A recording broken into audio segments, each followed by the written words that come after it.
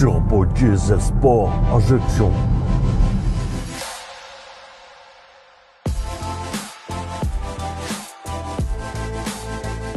Ils sont gros, très chers, très puissants et bourrés de technologie. Les Mercedes GLE, BMW X5 s'affrontent depuis des générations. Alors pas tant en France, c'est pas leur marché de prédilection, mais ils sont toujours présents au catalogue et puis surtout ils ont été tous les deux restylés et mis à jour cette année. Raison de plus pour refaire le match. Un match qu'on organise aujourd'hui dans leur version hybride rechargeable de pointe, la 400e pour le GLE et la X-Drive 50e pour le X5. 4 cylindres d'un côté, 600 lignes de l'autre, 380 chevaux pour le Mercedes et 110 chevaux de plus pour le rival de chez BMW. Des performances solides dans les deux cas, mais tout cela a un coût, que ce soit sur la balance ou pour le portefeuille. Les deux ont donc été restylés cette année, mais clairement, l'un a fait plus d'efforts que l'autre. Pour le Mercedes, c'est léger, une nouvelle signature lumineuse devant et derrière, quelques détails esthétiques et une petite mise à jour technologique. Pour le X5, en revanche, BMW a sorti la grosse boîte à outils, nouvelle face avant avec des feux revus, nouvelle calandre, des boucliers redessinés, de nouvelles jantes et des nouvelles teintes de carrosserie. Et dedans, c'est encore plus flagrant avec cette grande dalle numérique incurvée, bien connue chez BMW désormais. Dans un cas comme dans l'autre, c'est très bien présenté, même si dans le détail, le X5 est un peu plus consciencieux. En revanche, côté habitabilité, on est nettement mieux dans le GLE. On est donc accueillis comme des princes à bord de ces SUV allemands. Il y a quand même nettement plus de place à l'arrière de ce GLE. Par contre, dans un cas comme dans l'autre, en choisissant ces versions hybrides, il faudra faire des sacrifices. Pas de version 7 places avec ces motorisations. Les batteries prennent la place dans le coffre et ce dernier perd en volume de chargement. 150 litres dans les deux sens. Match nul. Le souci, c'est que le X5 ne propose que deux versions, cette hybride rechargeable, très haut perché côté puissance et tarif, ou une unique version diesel. En face, le GLE est nettement plus généreux avec du diesel, plusieurs versions PHEV en essence et en diesel, en plus des méchantes déclinaisons AMG. Bref, une gamme très large et bien pensée. D'ailleurs, en parlant de choses bien pensées, voici quelques détails plutôt appréciables sur ce nouveau GLE. Alors, ce n'est pas indispensable sur un véhicule PHEV, toujours est-il que le GLE accepte la recharge en courant continu jusqu'à 60 kW et ça permet de recharger la batterie en seulement 20 minutes. C'est beaucoup moins que le X5 comme on le verra tout à l'heure. C'est assez rare pour être notifié. Le siège électrique passager est contrôlable depuis le siège conducteur également. C'est un détail, mais c'est plutôt pratique. Comme tous les modèles modernes, bien évidemment, le GLE propose une navigation connectée très performante, mais en plus, elle propose une fonctionnalité plutôt sympathique. Ce modèle est doté d'un crochet d'attelage optionnel et on peut choisir ici, dans le GPS, un itinéraire pour conduire avec une remorque. Et ainsi, l'itinéraire calculé va nous éviter les petites rues à angle droit, par exemple, et pour un trajet plus serein.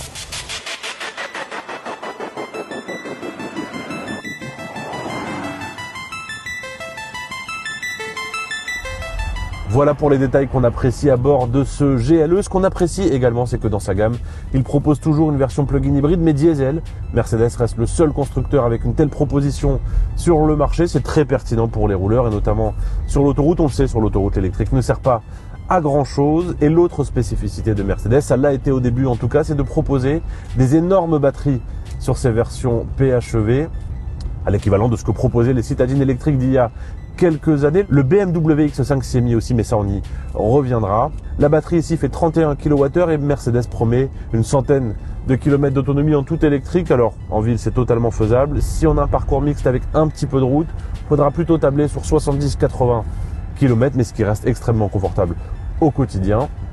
Et puis le confort, parlons-en justement, c'est un sans faute pour ce GLE. Suspension pneumatique extrêmement moelleuse, insonorisation poussée, siège très confortable. Bref, on est vraiment dans un cocon douillet. Et puis les roulages en 100% électrique comme maintenant permettent vraiment d'avoir la sensation d'être dans un salon roulant et c'est extrêmement agréable au quotidien. Un salon capable de se déplacer très vite malgré un poids très conséquent de plus de 2,5 tonnes. Le GLE ne traîne pas si on lui demande, énormément de couple, 650 Nm en cumulé pour assurer des reprises toniques.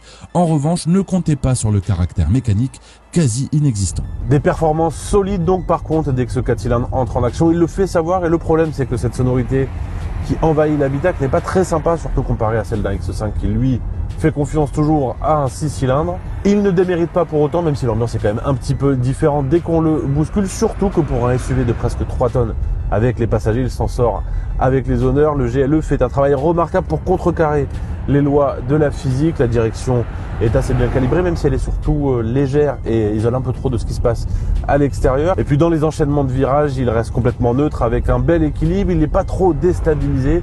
Il faut bien évidemment faire attention à la masse, encore une fois, surtout sur des routes un peu mouillées, mais le bilan est plutôt honorable pour un véhicule aussi gros, aussi haut et aussi lourd. De toute façon, on ne cherche pas à le bousculer. Encore une fois, comme on l'a dit, la direction est un petit peu trop isolante de ce qui se passe à l'extérieur. La pédale de frein a un ressenti très artificiel, donc il vaut mieux le prendre de manière coulée, ce qu'il fait très bien pour les grands voyages. On fait difficilement mieux. De toute façon, l'électronique veille au grain pour éviter tout débordement. Le GLE est une véritable forteresse technologique.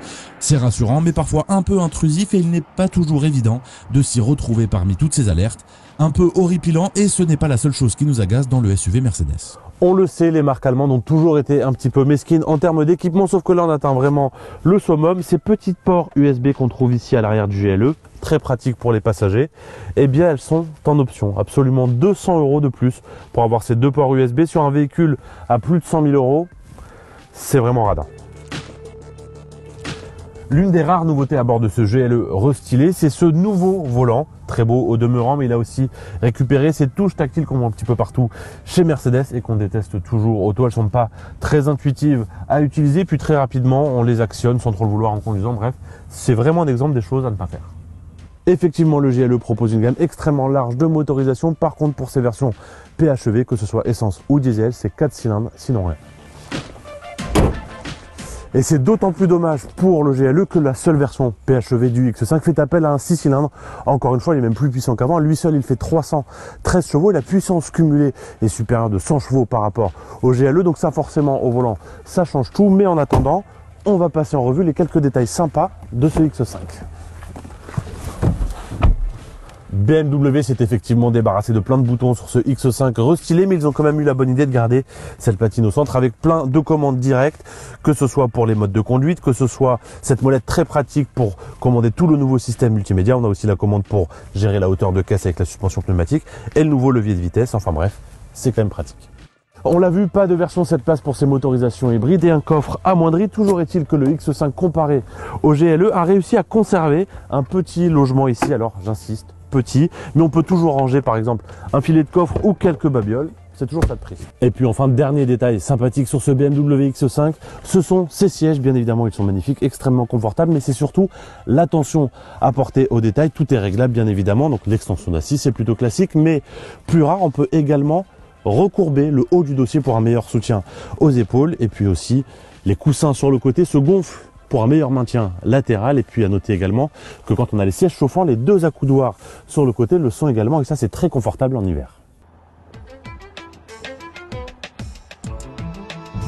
Alors plein de petites attentions très sympathiques, mais sur la route, le X5 joue la même carte que le GLE. Là aussi, on a une très grosse batterie. Elle a grossi à l'occasion de ce restylage. On a à peu près ici 26 kWh. BMW annonce 110 km d'autonomie en tout électrique. Alors c'est toujours pareil. En ville, probablement, sur un parcours mixte, ce sera plus compliqué. Non, la vraie différence ici, c'est que lorsque le moteur thermique entre en action, on a un agrément qui est nettement supérieur, on l'a vu, un 6 cylindres, ça change tout, on a tout ce qu'il faut, la belle sonorité, l'agrément mécanique et puis surtout en termes de performance, on est un cran au-dessus. Pour rappel, il fait 490 chevaux, c'est énorme, c'est 100 chevaux de plus que le GLE, donc on a un dynamisme qui est supérieur, que ce soit autant d'un point de vue performance, donc, mais aussi du point de vue du comportement routier. Très performant et sympathique à l'oreille, le X5 assure aussi un dynamisme un peu meilleur que celui du GLE.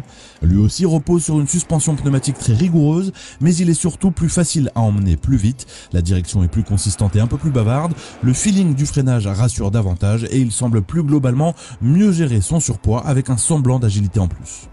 Est-ce que ça le rend moins confortable pour autant? Eh bien, pas du tout. Là aussi, on a une suspension pneumatique qui fait un travail remarquable pour lisser la route. Alors forcément, avec des jantes de 21 pouces, c'est toujours un peu plus compliqué sur les petites déformations. Ça tape un petit peu, mais plus globalement, il faut saluer le niveau de confort de ce X5. Après avoir profité du dynamisme en mode sport, on repasse ici en mode hybride et on profite à nouveau d'un cocon douillet comme dans le GLE. Ce qui veut dire au final que le meilleur compromis, c'est bien à bord de ce X5 qu'on a entre confort et tenue de route. Le seul bémol en revanche sur cette chaîne de traction hybride, c'est qu'elle manque un petit peu de transparence. Je m'explique, dès que le moteur thermique se coupe ou redémarre, on a toujours le droit à des petits à-coups, donc ça entache un peu l'agrément de conduite globale. Et puis ce n'est pas tout. Il n'y a pas que ça qui nous agace sur cette X5 et on va passer ces petits détails en revue. Le chargeur embarqué de ce BMW X5 ne peut encaisser que 11 kW de puissance de recharge, c'est plutôt classique pour une hybride rechargeable, sauf qu'il souffre de la comparaison aujourd'hui avec le GLE, on l'a vu, qui lui est disponible avec une puissance de recharge de 60 kW en courant continu. Ici, il faut minimum 4h30 pour une recharge complète.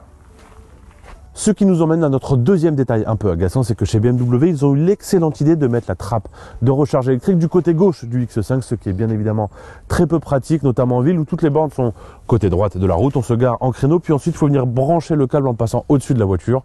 Ça marche sur certains marchés, bien évidemment, pas chez nous. Enfin, même si BMW a gardé certaines fonctions accessibles depuis des touches directes, certaines nécessitent désormais de se plonger dans différents sous-menus, comme pour le régulateur de distance adaptatif, alors que tout le monde conserve encore des commandes sur le volant. Dommage.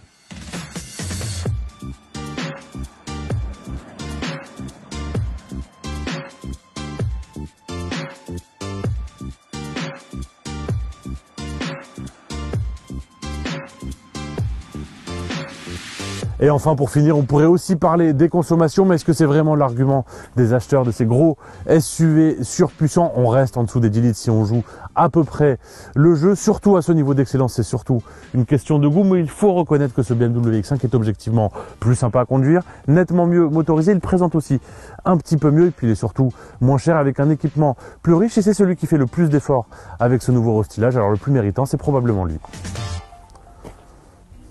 Oh, il fait chaud.